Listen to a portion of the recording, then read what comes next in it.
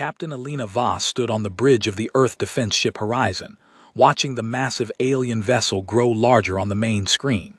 It had appeared 3 days ago, dropping out of nowhere near the edge of the solar system. No warning, no request to talk first. It simply showed up, a ship the size of a small moon, and started broadcasting on every frequency humans used. The message was the same every time: surrender, submit to the Galaxy Council, accept a new ruler from the stars. Alina had read the words so many times she could say them without looking at the screen. But she still felt a small chill each time the alien voice spoke them again, calm and certain, like a teacher talking to a child who had no choice in the matter. She was 41 years old, with short dark hair and eyes that did not move away from problems. She had spent 20 years in the Navy before moving to Space Command, and in that time she had learned one important truth: panic never won a fight. Thinking clearly did. Behind her, the bridge was full of quiet sounds. Officers typed at their stations. Screens showed data flowing in from sensors all over the system. Daniel Reyes sat at the tactical station, his eyes fixed on a stream of numbers most people would find boring. Daniel was not a man who smiled much, but he was the best at noticing small details that mattered. He had been with Alina for 6 years, ever since the early days of the Joint Earth Defense Program. "They've sent another message," Daniel said, his voice level. "Same words: surrender within 7 days or face full force."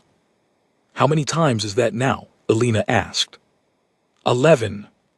They like repeating themselves. They expect us to be scared into saying yes. Alina turned from the screen and looked at the wall map of the solar system. A red marker showed the alien ship's position near Jupiter. It had not moved. It did not need to move. It was simply waiting, like a large animal sure that its prey had nowhere to run. "Get me a line to the council ship," she said. "I want to answer this myself." The communications officer, a young woman named Priya, looked up in surprise. "Captain, the council only talks to government leaders. They've ignored every offer from our diplomats." "Then maybe it's time they hear from someone who isn't asking for permission," Alina said. 3 days earlier, when the alien ship first arrived, the governments of Earth had tried everything. They sent polite messages. They sent confused messages. They sent long explanations about human history and human rights. None of it mattered. The Council's reply was always the same demand, word for word, like a machine that could not be reasoned with. Alina had watched all of this from the command center deep under the mountains of Colorado, where Earth's Joint Defense Program had been built in secret over the last 15 years. Few people knew how much had been done down there. Even fewer knew how close Earth was to being ready for a moment exactly like this one. "Captain," Priya said, "I have a channel, it's open." Alina straightened her uniform jacket and stepped toward the main screen. The alien leader appeared, a tall being with pale gray skin and eyes that glowed faintly blue. He wore deep purple robes covered in small silver patterns that seemed to move on their own. This was High Speaker Valorn, leader of the Council delegation, a being who had spoken to hundreds of worlds before Earth and had never once heard the word no. "I was told a human captain wished to speak," Valorn said. His voice was smooth, almost gentle, the voice of someone who believed he had already won. "How unusual. Your leaders have been quite talkative, yet none of you understand the position you are in." "I understand it well," Alina said. "You want us to surrender." "It is not a want," Valorn said. "It is simply what will happen. The Galaxy Council has welcomed many young species into its order. Some resisted at first. All eventually saw reason. I would rather not waste time on a show of force, but if your species insists, we are prepared to demonstrate exactly how small your world truly is." Alina did not answer right away. She let the silence sit there for a moment, long enough that even Valorn's calm expression flickered slightly with confusion. Then she spoke, her voice steady and clear. "We will attack." For a moment, nobody on the bridge moved. Daniel's hands paused over his console. Priya's eyes went wide. Even the quiet hum of the ship system seemed to grow louder in the silence that followed. On the screen, Valorn's glowing eyes narrowed. He let out a short sound that might have been a laugh or might have been surprise. "You will attack," he repeated slowly, as if testing the words to see if they made any more sense the second time. "A species that has not yet left its own star system. A species with no fleet capable of facing even one of our smaller vessels. You say you will attack us." "That's right," Alina said. "This is not bravery," Valorn said. "This is foolishness. I had hoped to avoid unnecessary harm to your people, but if this is your answer, then perhaps a smaller demonstration is needed before your full surrender. 7 days, Captain. The offer remains. Use them wisely." The screen went dark as the connection ended. For several seconds, nobody on the bridge spoke. Then Daniel let out a long breath and looked over at Alina. "That wasn't part of the plan we discussed," he said. "No," Alina admitted, "but it felt right. They're going to come at us now, maybe sooner than 7 days." "I'm counting on it." Daniel studied her face for a moment, the way he always did when he was trying to understand a decision before judging it. Then a small, rare smile touched the corner of his mouth. "You wanted them to come early," he said, "before they're fully ready, before they've studied us properly." "Anger makes people careless," Alina said. "Even alien ones, it seems." Far below the bridge, in a section of the ship most crew members were not allowed to enter, Marcus Holt was running diagnostic checks on a piece of technology that did not officially exist according to any public record. Marcus was an engineer, broad-shouldered and quiet, the kind of man who trusted machines more than speeches. He had spent the last decade building something Earth's enemies did not know about, a disruptor field designed to scramble alien shields and communication systems at close range. It had taken years of failed tests and quiet funding hidden inside dozens of unrelated government projects. Most of the people working on it didn't know the full picture. Only a small circle, including Alina, Daniel, and a handful of trusted officers, understood exactly what waited in the lower decks of 3 hidden defense stations scattered around Earth's solar system. Marcus's communicator buzzed. It was Alina. "You heard?" she asked. "The whole ship heard," Marcus said. "We will attack. That's going to be in every history book if this works." "It has to work." "It will," Marcus said. "But they're going to come hard now. Probably send a smaller fleet first to teach us a lesson before the deadline." "That's exactly what I'm hoping for," Alina said. Marcus paused, looking at the calm, steady readings on his control panel. The disruptor field had never been tested against a real council ship. Only simulations. Only guesses based on intercepted data and stolen signal patterns Daniel had picked up over the years. "We get one good shot at surprise," Marcus said. "After that, they'll know what we have." "Then we make the first shot count," Alina said.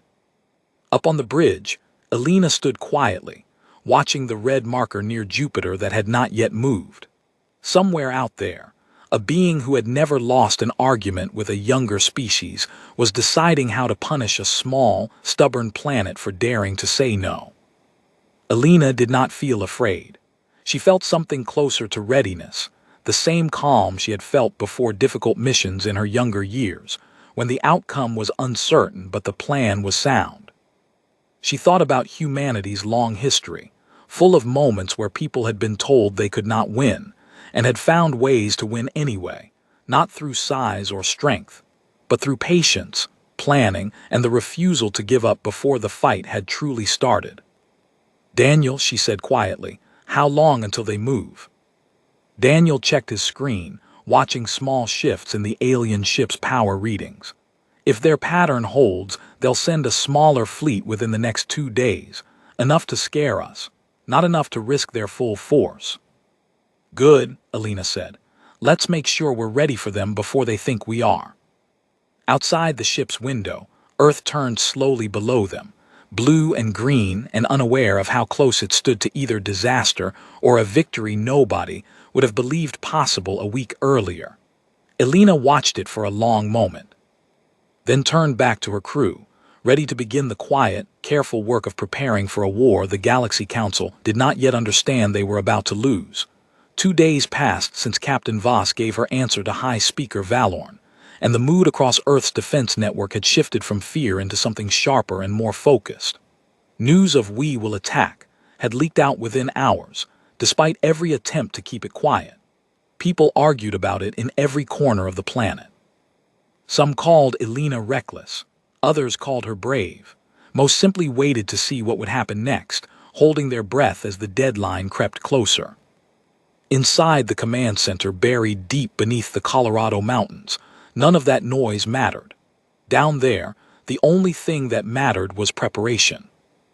Elena sat in a small briefing room with Daniel Reyes across the table from her. A large screen on the wall showed slow-moving graphs and charts, data the public would never see. Daniel had a cup of cold coffee beside him that he had forgotten to drink an hour ago. "Let's go over it again," Elena said. "From the start, so I know we haven't missed anything." Daniel nodded and pulled up a timeline on the screen. 20 years ago, after the first deep space telescopes picked up unusual signals near the edge of our system, a small group of scientists and military leaders realized we weren't alone, and that whoever was out there had technology far beyond ours. They kept it quiet, formed a joint command between major nations, something the public was never told the full truth about. "The Unified Earth Defense Initiative," Elena said. "Right, at first it was just information gathering, listening, learning their language patterns, their fleet movements, anything we could find. Then, about 15 years ago, we got lucky." "The damaged scout ship," Elena said. Daniel nodded again. A small council scout ship suffered some kind of system failure and crash-landed in the Pacific. Most of it was destroyed, but enough survived for our engineers to study. That's when Marcus and his team really got to work. Elena remembered that day well, though she had only been a junior officer back then. The wreck had been kept secret from almost everyone, hidden under cover stories about a weather research accident. The technology inside had been decades ahead of anything humans had built, yet it wasn't impossible to understand. It was simply different, built on principles Earth scientists hadn't yet explored. "It gave us a place to start," Daniel said. "We couldn't copy their technology completely.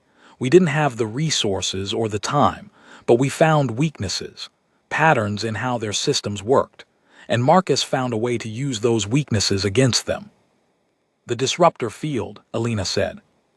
"Exactly." The door to the briefing room slid open, and Marcus Holt walked in, looking tired but alert. He carried a small data tablet under one arm and dropped into the chair beside Daniel without much ceremony. "You wanted the full picture," Marcus said. "Here it is." He set the tablet on the table, and the wall screen changed to show a diagram of Earth's 3 hidden defense stations, scattered at different points in the solar system, disguised as research satellites and old mining equipment that no one would think twice about. "Each station carries a piece of the disruptor system," Marcus explained. "On their own, they don't do much, but when activated together in the right pattern, they create a field that scrambles any electronic signal passing through it.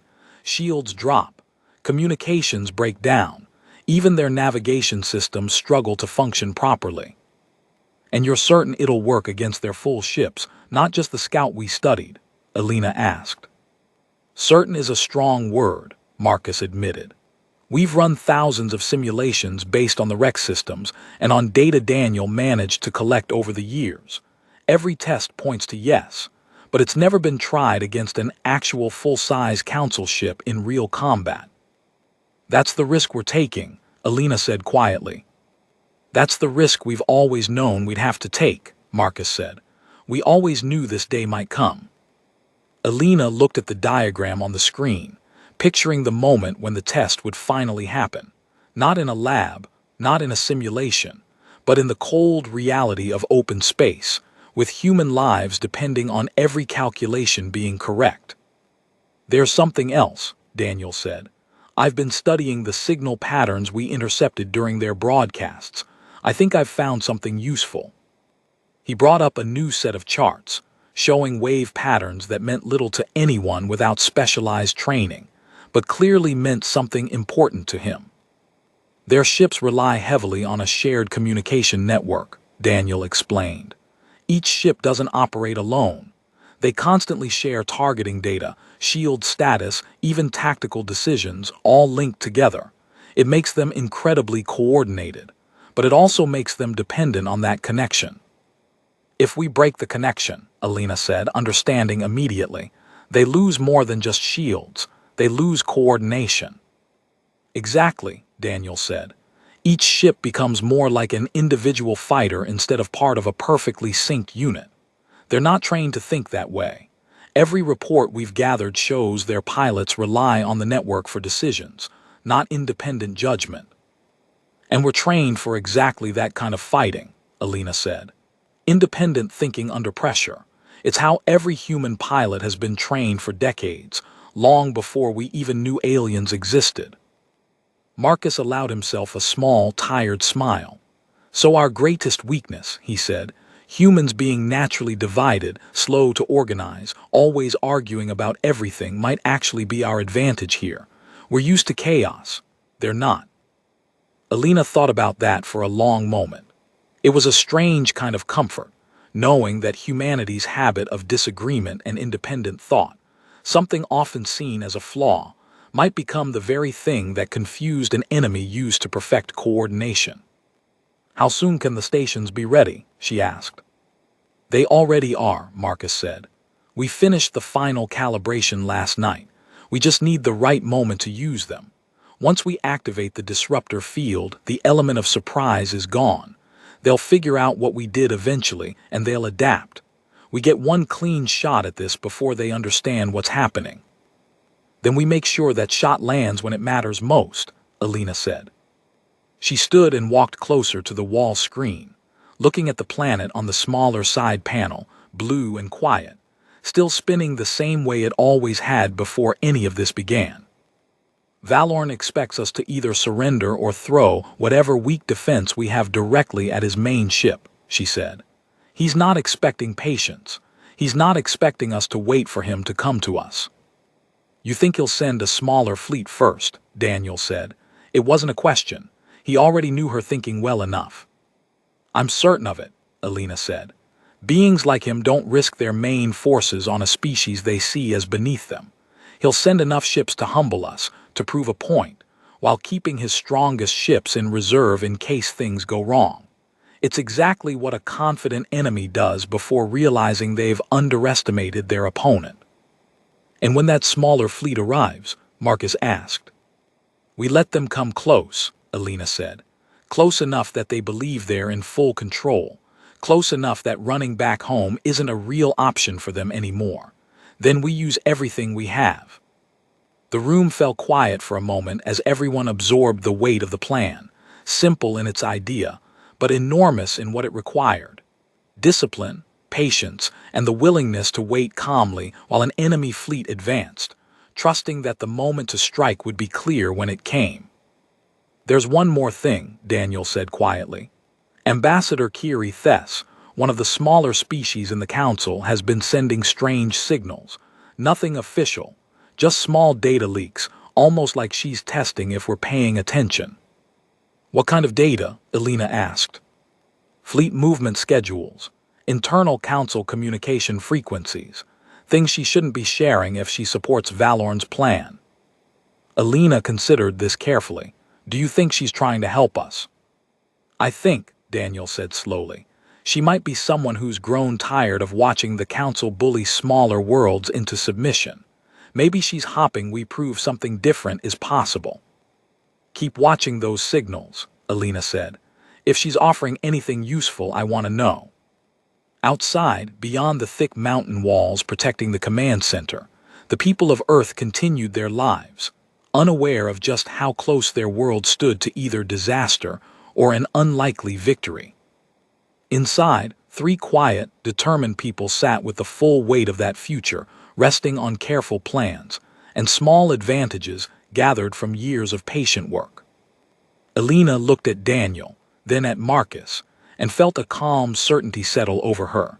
the same kind of certainty she had always trusted in difficult moments throughout her life. "They'll come within the next day or two," she said. "When they do, we'll be ready. Let's finish the preparations." The two men nodded, and together they returned to their work, knowing that the true test of everything they had built in secret over so many long years was finally about to begin.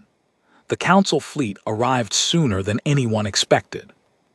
Sensors at the outer edge of the solar system picked up the first signs less than 30 hours after Alina's call with High Speaker Valorn. 12 ships, smaller than the massive flagship but still far larger than anything Earth had ever built, dropped out of warp near the orbit of Mars. They moved in a tight, perfect formation, gray hulls catching the distant sunlight as they began their slow advance toward Earth. In the command center, alarms stayed quiet. Alina had ordered no panic signals, no loud warnings that might cause fear among the public before it was needed. Instead, the news moved only through trusted channels, straight to the people who needed to act. 12 ships, Daniel said, studying the data as it streamed in. Smaller class, not their best but more than enough to crush anything we've shown them so far. Just like we expected, Alina said. A lesson fleet, not a true war fleet. They're confident, Marcus added from his station nearby. Look at their formation. Tight, careless almost. They're not expecting resistance, just an easy demonstration. Alina watched the slow-moving dots on the main screen, each one representing a ship far more advanced than anything humanity could build through conventional means. And yet, she felt no fear, only the quiet focus of someone who had spent years preparing for exactly this moment. Daniel, time until they reach engagement range. At their current speed, about 6 hours. Good, Alina said. Plenty of time to make sure everyone's in position. Word went out across Earth's defense network. 3 carrier groups, hidden in different positions around the solar system, began moving slowly into place, careful not to draw attention. Their ships were smaller, faster, built more for speed and precision than raw power, since Earth had never had the resources to match the Council in size. Captain Voss had spent years training her pilots for exactly this kind of fight. Independent thinkers, quick decision makers, people who didn't need constant orders to know what to do. On board the Horizon, the bridge crew worked quietly and efficiently, each person aware of the importance of the next few hours.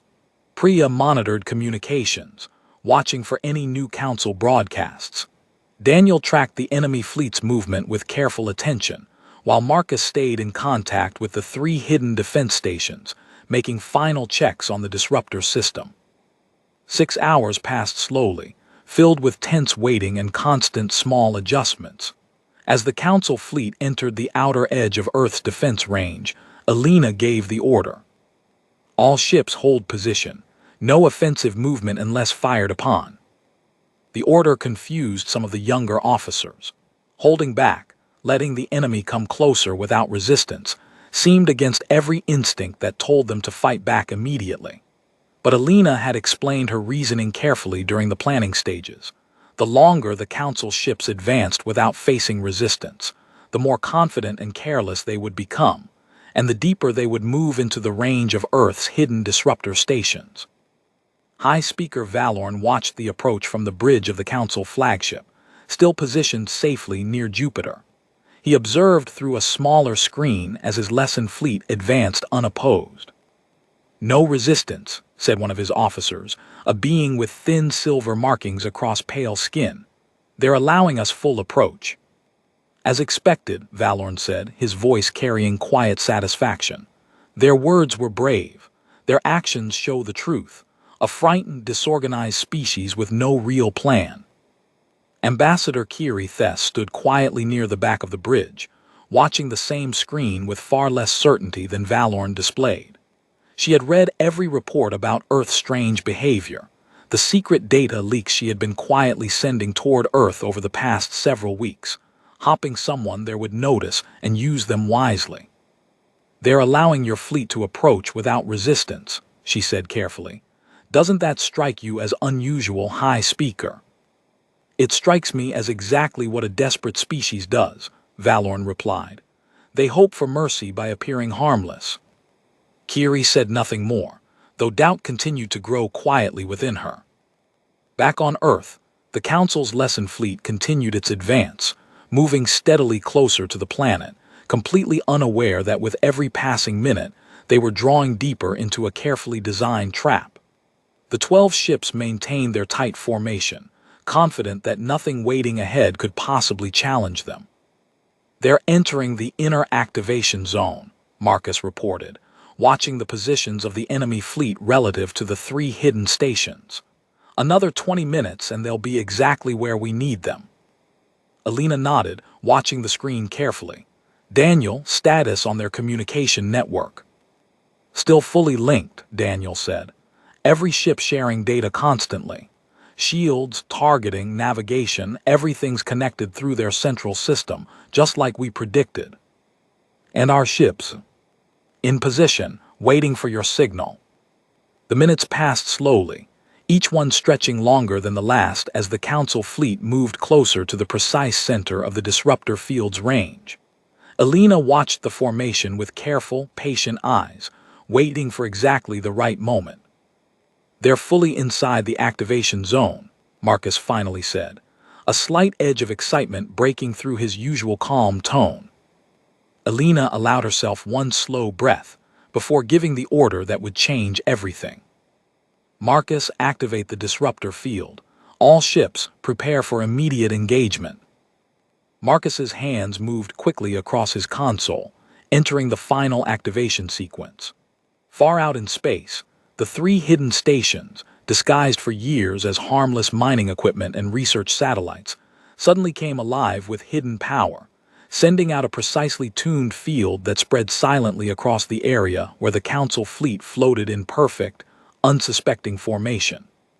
For a brief moment, nothing visible happened. Then, across all 12 Council ships, lights flickered. Communication signals scattered into static. Shield generators struggled, flickered, and in several ships, failed completely. On the Council flagship, alarms suddenly blared. "High speaker, we've lost contact with the lesson fleet. Their communication network has collapsed." Valorn's calm expression shattered into confusion. "That's not possible. Run a full diagnostic, now." But there was no time for diagnostics. In the chaos below, Earth's hidden fleet emerged from their positions around asteroids, behind moons, and from carefully disguised positions near old satellites. 12 Council ships, suddenly cut off from their shared network, found themselves alone for the first time in their long service, each pilot forced to make decisions without the constant guidance they had always relied upon. Confusion spread rapidly through the Council formation. Without their shared targeting system, individual ships struggled to track Earth's faster, more agile fighters who darted between them with practiced precision. Alina's pilots, trained for years in independent thinking and quick decisions, found themselves perfectly suited to fight against an enemy suddenly unable to coordinate.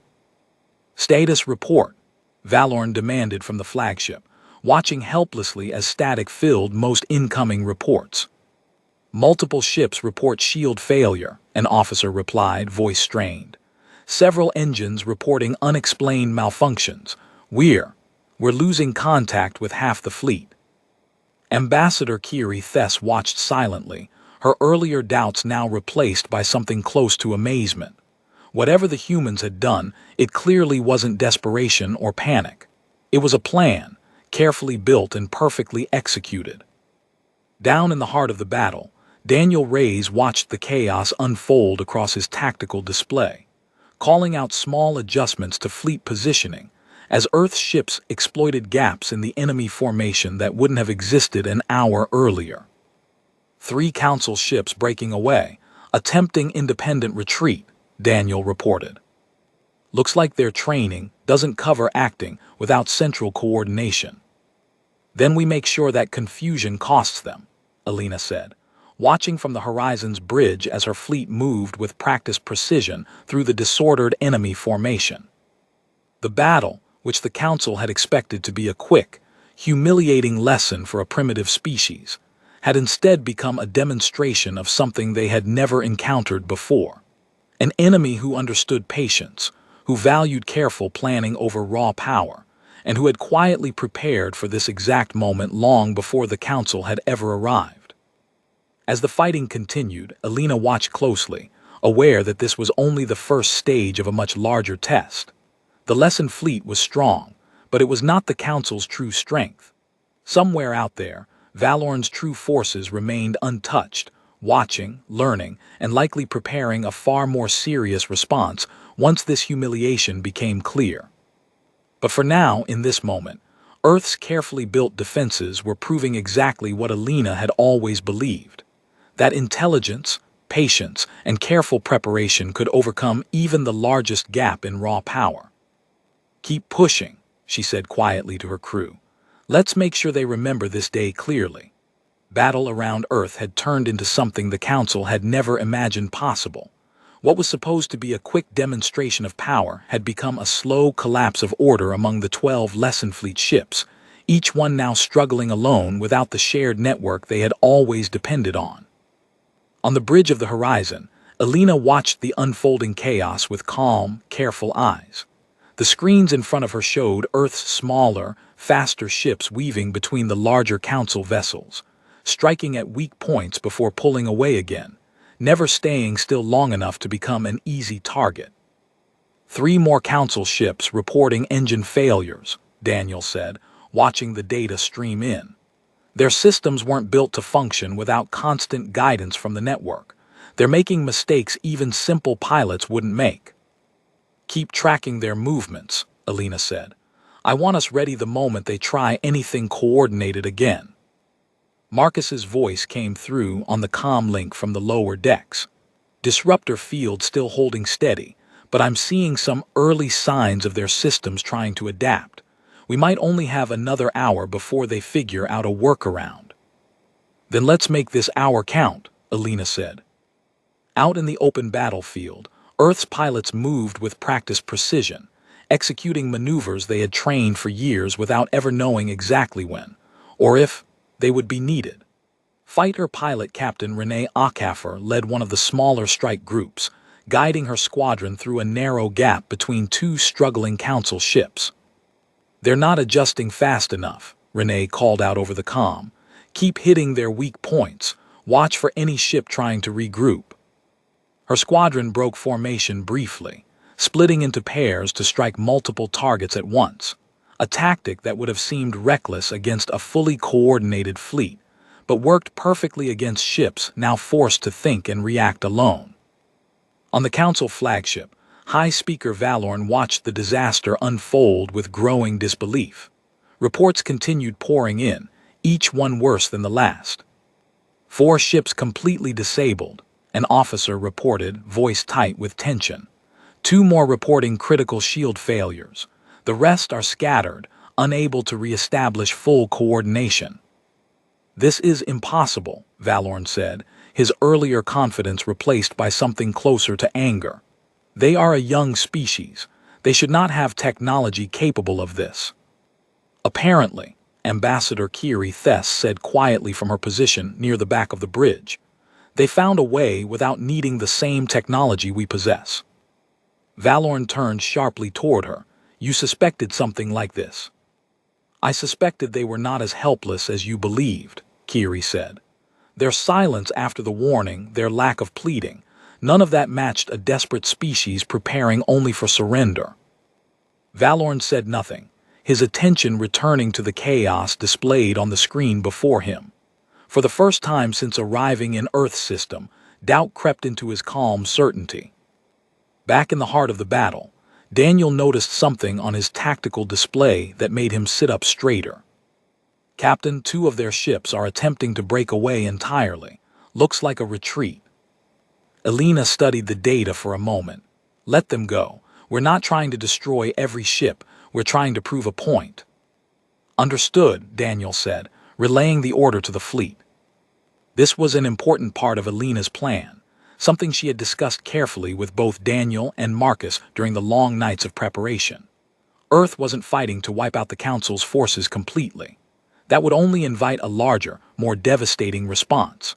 Instead, The goal was to demonstrate strength and capability clearly enough that the Council would be forced to reconsider their assumptions about Earth, without escalating the conflict into something far worse.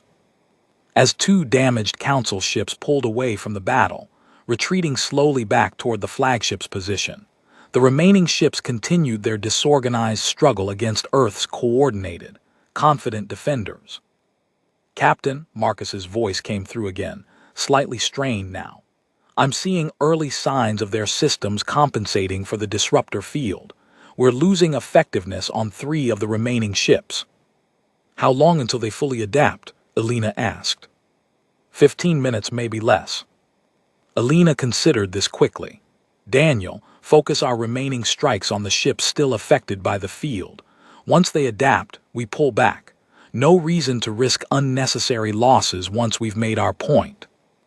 "Understood," Daniel said, already relaying new coordinates to the fleet. Earth's pilots responded immediately, concentrating their efforts on the remaining vulnerable ships while avoiding unnecessary engagement with those beginning to recover. Within minutes, 2 more Council ships found themselves disabled, their crews forced to abandon any hope of continuing the fight, while the rest of the fleet began slowly regaining partial control of their systems. As the 15-minute window approached its end, Alina gave the final order. "All ships disengage, return to defensive positions, let them regroup and retreat." Earth's fighters pulled back smoothly, leaving the battered remains of the Council's lessened fleet scattered and struggling to reform.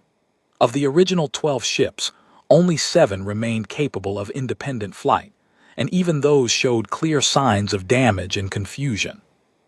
On the flagship, Valorn watched the retreat of his battered fleet with a mixture of anger and growing unease. "Order them back to the flagship immediately," he said, his voice tight with controlled frustration. "And prepare a full report on what just happened. I want to know exactly what technology they used." "Yes, High Speaker," an officer replied quickly, moving to follow the order. Kiri Thess remained quiet, watching the retreating ships with careful interest. She had spent years observing how the Council treated newly discovered species, always assuming size and technology alone determined power. What she had just witnessed challenged everything she had been taught to believe. Back on Earth, in the deep command center beneath the Colorado mountains, the mood had shifted from tense anticipation to careful, quiet relief. Alina stood watching the final reports come in, confirming that Earth's fleet had suffered only minor damage, with no ships lost and only a handful of injuries among the crews. "We did it," Priya said quietly, almost in disbelief. "We did the first part," Alina corrected gently. "Valorn won't stop here. If anything, this will make him more determined, not less." Daniel nodded in agreement. "He'll want answers. He'll want to understand exactly how we did this before deciding what comes next." "And once he understands," Marcus added, walking into the room with his tablet still in hand, "the disruptor field becomes far less useful. We've shown our hand. They'll find ways to counter it before any larger engagement." Alina considered this carefully. She had known from the very beginning that this victory, however important, would only be the first step in a much longer and more difficult struggle.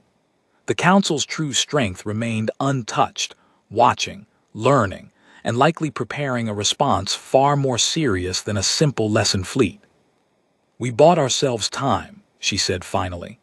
"Time to prepare further, time to show the Council that Earth isn't an easy target, and most importantly, time to make them reconsider whether conquering us is worth the cost." "What about the deadline?" Priya asked. 7 days, we're already past day 3. "They'll likely delay it," Daniel said. "After what just happened, Valorn can't simply demand surrender again without losing credibility in front of the rest of the Council."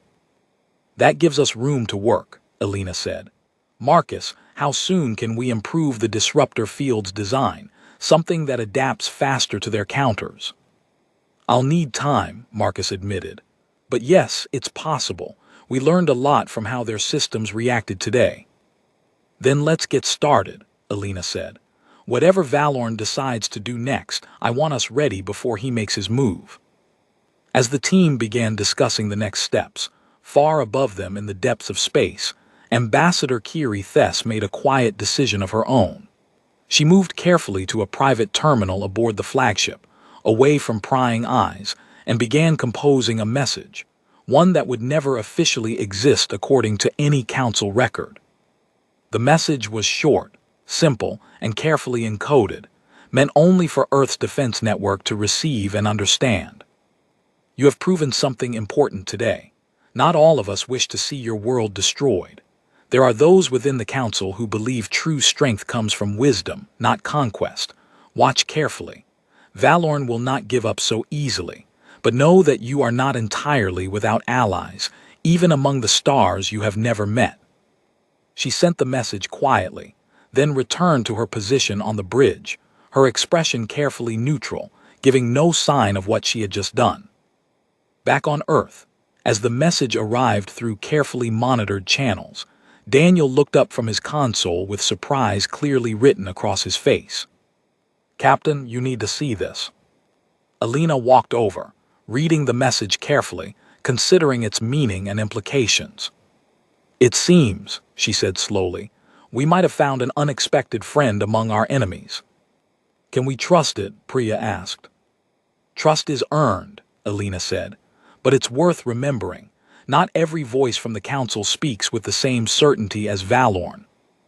As the team continued their preparations, fully aware that the true test of Earth's strength and resolve still lay ahead, a quiet sense of cautious hope began to settle over the command center. The kind of hope that came not from naive optimism, but from the simple, growing belief that Earth's quiet patience and careful planning might yet prove strong enough to face whatever the Galaxy Council decided to send next. 3 days passed after the battle near Earth's orbit, and the entire solar system seemed to hold its breath, waiting for whatever response High Speaker Valorn would choose next. In the command center beneath the Colorado Mountains, Alina Voss had barely slept, splitting her time between strategy meetings, fleet readiness checks, and careful study of the message Ambassador Kiri Thess had sent. "Any movement from the flagship?" Alina asked, walking into the main control room where Daniel had been monitoring sensor data through the night. "None," Daniel said, rubbing his tired eyes. "It's been sitting near Jupiter since the battle ended. No further broadcasts, no new ships arriving, just silence." "Silence isn't always good," Marcus said, entering with a fresh data report. "It could mean they're calling for reinforcements, or it could mean Valorn struggling to explain what happened to the rest of the council." "Maybe both," Alina said. She walked to the main screen, where a current image of the distant council flagship glowed quietly against the darkness of space.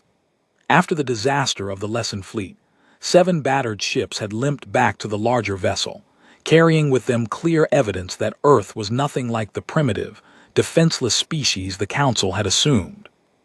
"What do we know about how the Council actually works?" Alina asked. "If Valorn has to answer for this failure, who does he answer to?"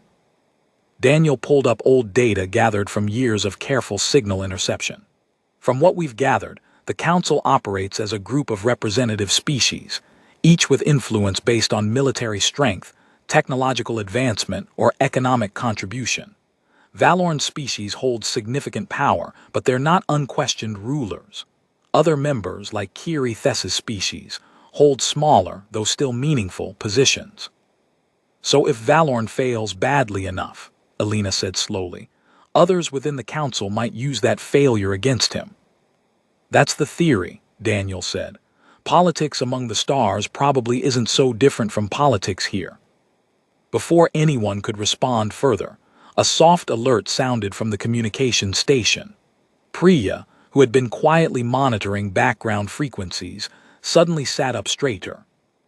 "Captain, we're receiving an incoming transmission. It's not from the flagship's main broadcast system. It's on the same private channel as before." "Kiri Thess," Alina said. "Looks like it," Priya confirmed, already working to decode the signal. A moment later, the message appeared on the screen, written carefully, as if every word had been chosen with great caution. "The High Speaker has requested an emergency council session, set to occur within the next 2 days. He intends to argue for a full invasion fleet, claiming Earth's recent victory was a fluke of unknown technology, easily countered once properly understood. Several council members remain skeptical of his judgment after this failure. This may be Earth's only opportunity to present its case directly, before war becomes unavoidable. Alina read the message twice, feeling the weight of its meaning settle clearly in her mind. "She's giving us a chance," Marcus said quietly. "A chance to speak for ourselves before this turns into something far worse." "Can we even reach this council session?" Daniel asked. "We don't exactly have an ambassador trained in dealing with alien politics." "No," Alina agreed. "But we have something more valuable. We have proof that Earth is not an easy target, and we have someone willing to speak honestly about what that means." She looked at Daniel and Marcus, both watching her carefully, waiting for her decision. "I'll go myself," Alina said. "Captain, that's incredibly risky," Priya said immediately. "If this is some kind of trap." "It might be," Alina admitted. "But if Kiri Thes is telling the truth, this could be the only chance to prevent a war we have no guarantee of winning a second time. We proved Earth could survive one battle. We can't promise the same against their true forces." The room fell silent for a moment, as the weight of her words settled over everyone present. "I'm coming with you," Daniel said firmly. "If you're walking into council politics, you'll need someone who understands strategy and patterns better than diplomacy." "And I'll stay here," Marcus said, "making sure Earth's defenses remain ready in case this really is a trap." Alina nodded slowly, grateful for the steady support of people she had trusted through years of careful preparation. "Then let's send a message back. Tell Kiri Thes that Earth accepts the opportunity to speak before the council." 2 days later, aboard a small, specially prepared shuttle, Alina and Daniel approached the massive council flagship, escorted carefully under terms negotiated quietly through Kiri Thes's hidden channels.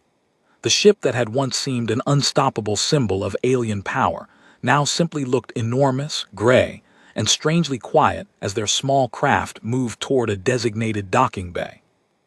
Inside, they were led through wide, silver corridors toward a large chamber where representatives from dozens of species waited, each one studying the two humans with open curiosity. Most had never seen a human in person before.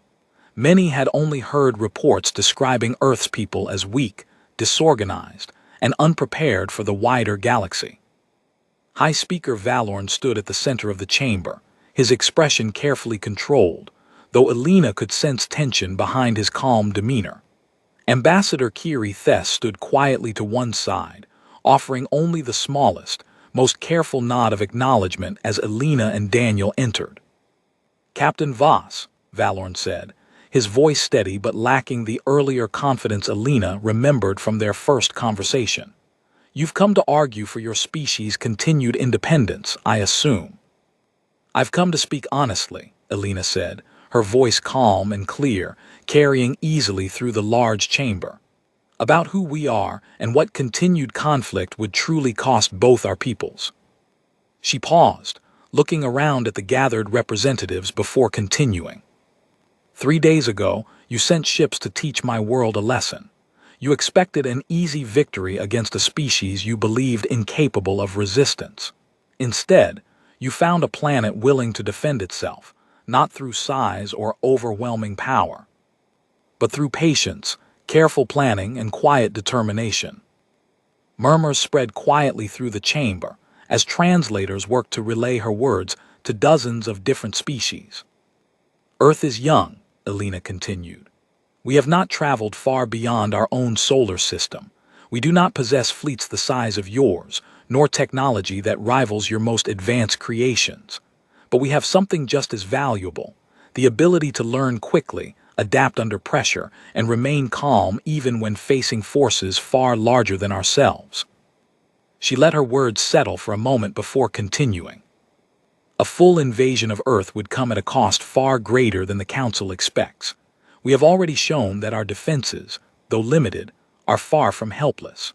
A larger force might eventually overwhelm us, but not without significant losses on your side as well, losses many of you may find difficult to justify, especially once it becomes clear that Earth poses no true threat to the wider galaxy.